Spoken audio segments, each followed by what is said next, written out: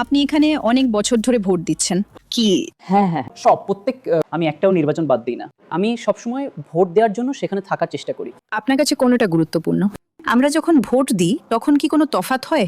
অবশ্যই আমার একটা কথা যা আমি বলতে চাই, যেহেতু আমি একজন প্রবীণ নাগরিক, তরুণ প্রজন্মকে তা হলো দয়া করে ভোট দিন। তরুণ প্রজন্ম খুব বুদ্ধিমান। হ্যাঁ, আমরা বুঝি যে ওরা গ্লোবাল, ওরা সব কিছু, কিন্তু কোথায় দয়া করে বেরিয়ে আসুন এবং ভোট দিন। আপনি পরিবর্তন চাইলে আপনাকে তার অংশ হতে হবে, আপনাকে অংশগ্রহণ করতে হবে। এটাই আমার বার্তা। তাহলে আপনি কি দেখেন রাজনৈতিক অঙ্গনে কি হচ্ছে? অবশ্যই, হ্যাঁ অবশ্যই আমি দেখি। খবরের কাগজ আর টিভি চ্যানেলের মাধ্যমে? সবকিছু সবকিছু, সোশ্যাল মিডিয়া, ডিজিটাল মিডিয়াম, খবরের কাগজ, চ্যানেল, টিভি, সবকিছু। এটা কি আরো ঘোলাটে, আরো নোংরা হয়ে গেছে, নাকি সেই অর্থে এটা আরো কঠোর হচ্ছে? কারণ আপনার কাছে একাধিক চ্যানেল আছে যার মাধ্যমে আপনি জানতে পারেন, না হলে তারা শুধু দেখা দিত। হ্যাঁ, এটার একটা ভালো মন্দ দিক আছে। খুব বেশি তথ্য বিভ্রান্তিকর হতে পারে, বিশেষ করে একজন নতুন লোকের জন্য, এমন কারোর জন্য যে এই ক্ষেত্রে প্রথমবার এসেছে। তাদের খুব বেশি প্রভাবিত হয়ে পড়ার প্রবণতা দেখা যায়। আর এটা ঠিক করতে কিছুটা সময় লাগে যে তারা কি সত্যি বলছে নাকি এটা শুধুই একটা উন্মাদনা। সেটা তো অবশ্যই আছে, কিন্তু আমি বলবো যে দয়া করে সব জায়গায় কি ঘটছে সে সম্পর্কে অবগত থাকুন। আপনি তথ্য পেতেই থাকেন, কিন্তু একটা সময় পর আমাদের শিখতে হবে কিভাবে সেটা ফিল্টার করতে হয় এবং দেখতে হবে এটা আরো ঘোলাটে হচ্ছে কিনা। আমি বলবো যে এটা একটা খুব পালিশ করা ঘোলাটে ব্যাপার যা আমি দেখতে পাচ্ছি। এটা সেই ধরনের নয় যা আমরা প্রায় 20 বছর আগে দেখতাম, যা ছিল পুরোপুরি শারীরিক এবং ওইসব।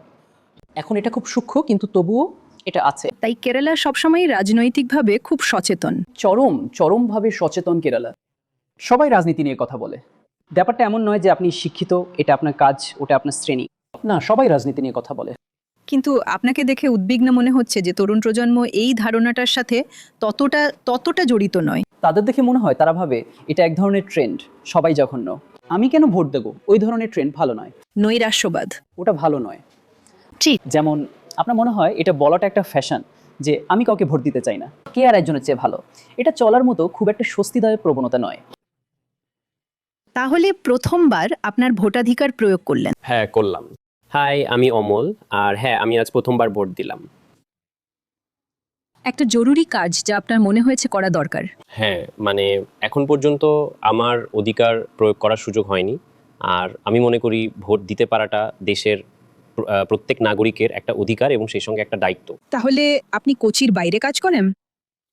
হ্যাঁ হ্যাঁ, আমি বর্তমানে কেরালায় স্থায়ীভাবে থাকি না, তাই সত্যি বলতে সুযোগ পাইনি। কিন্তু এবার আমি ভোট দেওয়ার জন্য এখানে থাকাটা নিশ্চিত করেছি। আর যিনি সরকার গঠন করুন না কেন, তার থেকে আপনার কি প্রত্যাশা? আমার মনে হয় প্রধান যে বিষয়টা আমাদের দেখতে হবে তা হলো উন্নয়ন, কিন্তু তার সাথে এটাও যে কেরালার ক্ষেত্রে আমরা জানিয়ে কথা বলি তা হলো সরকারগুলোর নেওয়া ক্রমবর্ধমান ঋণ। তাই আশা করি এর একটা সমাধান হবে। জানেন, এমন একটা সরকার যা তৈরি হবে, খুব বেশি একটা ওয়েলফেয়ার স্টেট মডেলে না ঝুঁকে, কিন্তু সেই সঙ্গে জানেন এক ধরনের স্থিতিশীল উন্নয়ন, আরও চাকরি, যাতে ধরা যাক আমার মতো লোকেদের বা এমনকি আমার আত্মীয়দেরও চাকরির জন্য রাজ্যের বাইরে যেতে না হয়। তারা তখনও নিজেদের রাজ্যে থাকতে স্বচ্ছন্দ বোধ করতে পারে এবং তারা যে ধরনের কাজ করতে চায় তা করতে পারে। তাহলে এটা কি এমন কিছু যা তরুণদের অনেক বেশি চিন্তিত করে? এই যে কাজের জন্য বাইরে যাওয়া, এটা শুধু উচ্চাকাঙ্ক্ষার জন্য নয়, আপনি বলছেন সুযোগের অভাবও এর একটা কারণ। হ্যাঁ, আমার মনে হয় এটা সুযোগের অভাব। আরো ভালো বেতন সম্ভবত ব্যাঙ্গালোর বা হায়দ্রাবাদের মতো শহরে পাওয়া যায়, যা বহু বছর ধরে উন্নত হয়েছে। তাই সম্ভবত আমার মনে হয় কেরালার যুব সমাজ এরকমই কিছু খুঁজছে। এবং আমি চিনি এমন অনেক লোক, আমার আত্মীয়রা, যারা চাকরি খুঁজছে, তাদের হয় নিজেদের ফিল্ডের বাইরের চাকরিতে সন্তুষ্ট থাকতে হচ্ছে, অথবা তাদের পছন্দের চাকরির জন্য রাজ্যের বাইরে যেতে হচ্ছে। তাই যদি তারা এখানে সুযোগ পায়, আমার মনে হয় কেরালা একটি দারুণ জায়গা হতে পারে, যেখানে লোকেরা চাকরি খুঁজে পেতে পারে যে চাকরি তারা চায়, এবং সেই জীবনযাত্রাও যা তারা চায়। তাহলে সেই অর্থে কেরালার সবচেয়ে ভালো জিনিসটা কি? আমার মনে হয় এখনো সেটা হবে। জানেন, আমরা যেমন বলি ঈশ্বরের নিজের দেশ, এটা এখনো সেই ভূমি, এটা এখনো এই ভূমির ভূসংস্থান, এখানের মানুষ, এখানের মানুষের মানসিকতা। তাই অনেক অনেক ভালো জিনিস আছে, এবং জানেন এটা যেন দীর্ঘকাল চলতে থাকে। আশা না, আমি এখানে থাকি না। আসলে আমি বাহরিনে কাজ করি। তো আমি এখানে আছি, তাই এটা আমার জন্য কাজের দিন নয়। কিন্তু তারপরও আরো অনেক কিছু করার আছে, যেমন বাকি কাজগুলো সারা। তাই আমি ভাবলাম, জানেন, আমরা সকালের দিকে ভোটটা সেরে ফেলবো। হ্যাঁ, সাধারণত অনেক অনাবাসী কেরলীয়রা সত্যিই আসেন, নির্বাচনের সময় বাড়ি আসাটা নিশ্চিত করেন, কারণ এখানে যা ঘটছে তার সাথে তারা খুব জড়িত বা যুক্ত, তাই না? না, কথাটা ঠিক। জানেন, সাধারণত কেরলীয়রা রাজনৈতিকভাবে পরিচিত, সচেতন। সচেতন এবং এবং ধরা হয় যে তারা বেশি শিক্ষিত এবং জানেন এর অংশ হতে চায়। জানেন এই দেশের রাজনৈতিক কাহিনীর। তাই আমার অনেক বন্ধু আসলে মধ্যপ্রাচ্যে চলতে থাকা সমস্যা সত্ত্বেও ভ্রমণের পরিকল্পনা করছে। তাদের মধ্যে অনেকেই জানেন এসে ভোট দেওয়ার জন্য ভ্রমণের পরিকল্পনা করছে। আসলে আমরা যখন রাজনৈতিক নেতাদের সাথে কথা বললাম, তারা একটু চিন্তিত ছিলেন যে এবার হয়তো অত লোক যাতায়াত করবে না। না, ওটা সত্যি।